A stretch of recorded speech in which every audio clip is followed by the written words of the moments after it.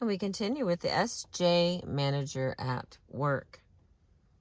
The SJ manager might be called the traditionalist, stabilizer, or consolidator.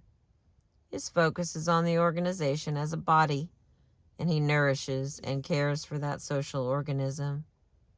The SJ manager's abilities lie in establishing policies, rules, schedules, routines, regulations, and hierarchy. He is good at drawing up lines of communication, at following through. He is patient, thorough, steady, reliable, orderly. He values policies, contracts, and standard operating procedures. This sort of manager can be relied on to arrange the environment so as to bring stability to an organization. He enjoys the process of stabilizing, feels he is most useful, and earning his keep in such a process. People under the SJ manager know that they can count on things when he is in charge. They know that supplies, personnel, and an orderly way of conducting business will be there. Things will be settled and the organization will be stabilized. Hang on, let me get a little sip of my coffee here.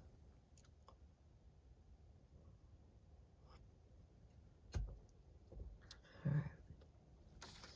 The traditionalist leader, in keeping with the name, carefully preserves the traditions of the organization, knowing that these give comfort, a sense of belonging, and a sense of permanence to employees and clients alike.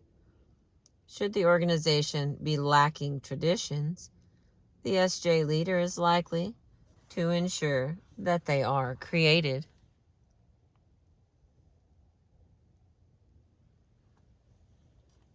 He is likely to move quickly to establish a basic fund of rites, rituals, and ceremonies, realizing as he does their function in the solidification of the social organism. There appears to be a theme of sentimentality running through the administrative structure, led by an SJ manager, which can be exemplified by the retiring septuagenarian receiving his gold watch, the official welcome rites provided for new employees, the traditional office Christmas party, the 4th of July picnic for employees and their families, and so on. The SJ leader has a very special sense of social responsibility. He wants to know where his duty lies and then quickly get at it. The desire to keep busy with the discharge of his obligations is strong in the SJ. This sort of industriousness is also something he values in his subordinates, colleagues, and superiors. The hard worker is much admired by the SJ. Stabilization is a necessary stage in the life of any organization, but there is a tendency, after a time, for stability to go too far. And this style of management, of all the managerial types, is most subject to Parkinson's law from 1957, the law of domination of means over ends. This law implies that over a period of time, in any organization, the number and cost of procedures will increase with constant or even declining outcomes. The SJ manager is particularly vulnerable to this law, interested as he is in stabilizing the organization. This manager can find himself developing new procedures for the sole purpose of maintaining old procedures. He can find that he has generated means that in turn generate more means. He can find that he has allowed personnel and material to expand, to consume the available resources, without a clear picture in his head of the results which are to be delivered by this expansion. Organizations only too quickly become immobilized in procedural straitjackets, the name for which is bureaucracy. When too much stabilization, too much traditions, too much consolidation takes place, change can be brought to a grinding halt, and people will be doing things solely because they were done previously. The SJ manager, more than others, can become the victim of this hegemony of means over ends without realizing what has happened. The stabilizer manager has a tendency to resist change, and so must monitor his own behavior to ensure that, in his zeal for policy, regulations, and standard procedures, he does not overshoot the mark and attain too much stability. If he does, he may be a roadblock to necessary and healthy organizational growth, wasting much of his own and others' efforts. His employees will be duly doing things just because they did them last year, and doing them slavishly in a certain way, because that is the way they were done last year. A budget item, for example, might be adopted only because it was justified on a previous budget. Though operational costs are carefully watched, results costs are examined little, if at all. This bureaucratic disease is not limited only to SJ managers, of course, but the traditionalist is particularly vulnerable here. He should, therefore, periodically take a look at the effects of procedures of his organization to eliminate operations that have long been without worth but are continued just because they are there, codified in procedural handbooks. The SJ manager can nourish and maintain an organization in an outstanding manner if he will keep a sharp eye out for the dangers of bureaucracy. The appreciation behaviors of management are, as we said, the primary tools of management. How then does an SJ manager tend to behave in his appreciation role? How does he stroke? How does he give feedback to his employees and superiors? That he has noticed what they are doing and knows about what they have contributed. Here's a phenomenon arising out of a temperament. Okay, let me try that again. Here, a phenomenon arising out of temperament can be observed. The SJ has a hunger to serve, to be needed, to do his duty. He feels a sense of responsibility and obligation, intrinsically believing that he always must earn his keep each and every day. He feels that somehow he is indebted to society and must always work at paying what he owes. He tends to project that need onto others, with the result that only the person most worthy is seen as deserving. Plaudits. Since people must always earn their keep, that is, earn appreciation, only those who have been most worthy should be appreciated. Only the winners get the ribbons. Otherwise, the unconscious belief dictates employees might become less productive. Giving credit where credit is not most deserved would be bad for morale. Therefore, only the winner can receive the grand prize. Those in second and third place may receive a blue and a green ribbon, but no other player gets anything. To be most effective, the SJ manager must train himself to pay attention to the least achievement and systematically reward those achievements just because they were achieved. The manager who has this basic need to stabilize would do well to examine his implicit belief that only the truly deserving may be shown appreciation, that the truly deserving can be only the outstanding few. He would do well to experiment with finding something, no matter how trifling, the least productive employee has contributed, and expressing appreciation for that. Next category for SJs is managerial strengths. The SJ manager easily does those things which create stability in the system. He is decisive, and he enjoys the decision-making process. He understands the values of an organization as they exist and tries to conserve these values.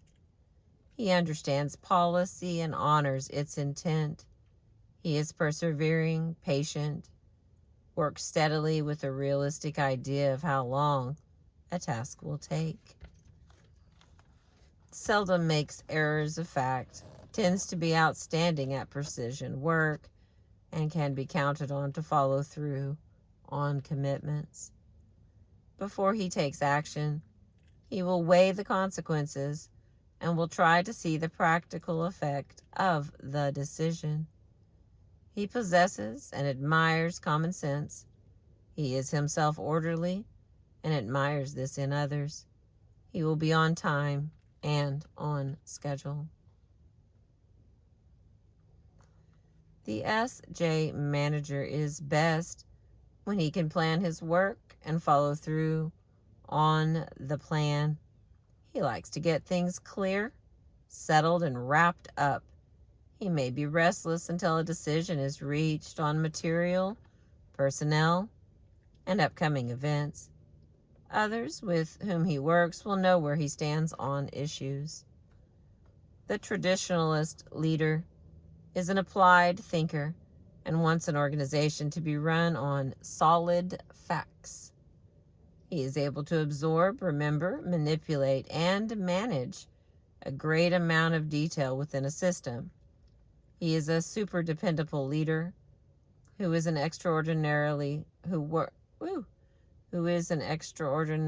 hard, steady worker. A good day's work for a good day's pay makes sense to the SJ manager.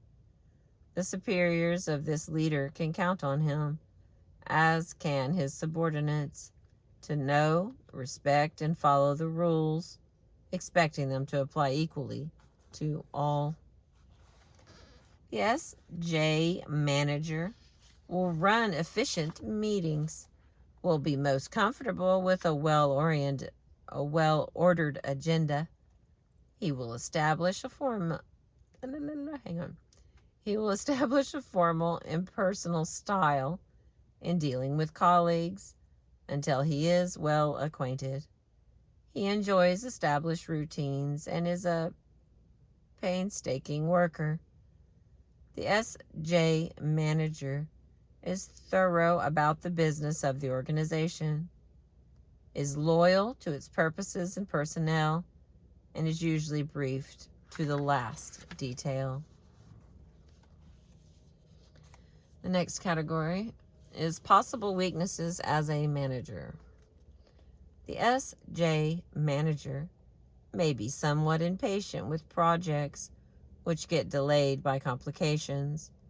He may be inclined to decide issues too quickly and, at times, may not notice new things which need to be done. He is excellent at preserving the effective procedures of an organization, but also may preserve less successful rules and regulations, not taking time to examine them for results.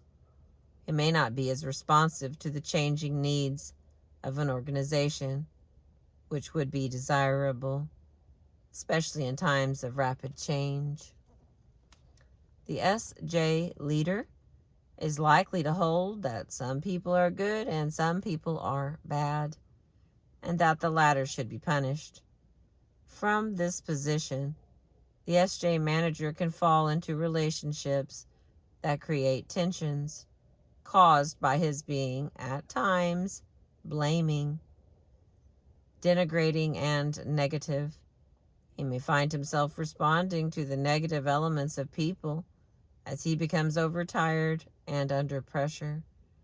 If he does not make a conscious effort, he may slip without awareness from this is a bad act to this is a bad act and therefore this a bad person. A sensitive pressure point for the traditionalist may exist in his possible tendency to be over-concerned with the possibility of dire happenings. It is he, after all, who invented Murphy's Law. He may exaggerate the probability of things going wrong, and thus may find himself using energies, anticipating crises which never occur. An additional element of the traditionalist belief system is the notion that people can make something of themselves if only they work hard enough and long enough. This can pressure the SJ into being highly competitive and using his energies in pursuit of the perfect organization, thereby setting himself up for failure.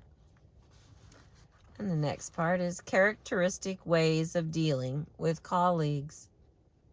The SJ manager, the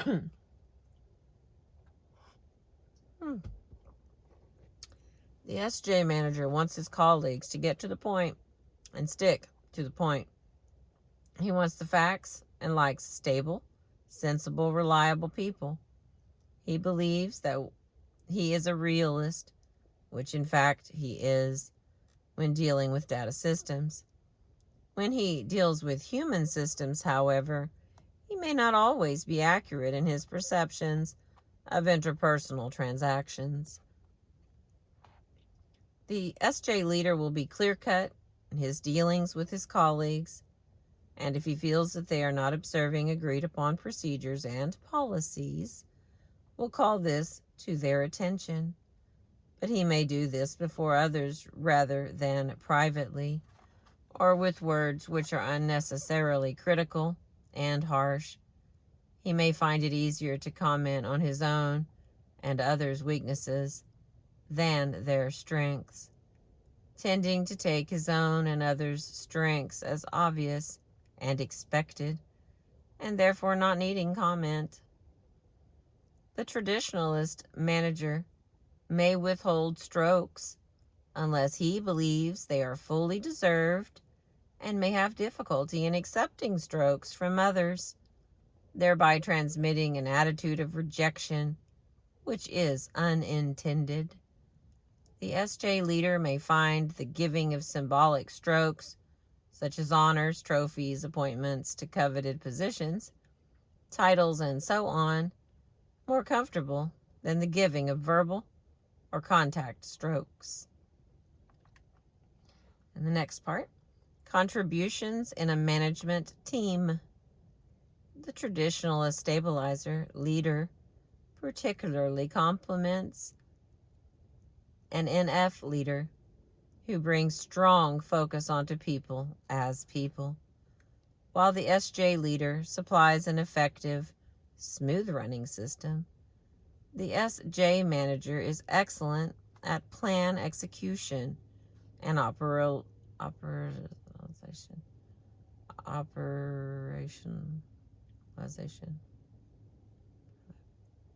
Okay, I know that word. I don't know why I can't. Operationalization.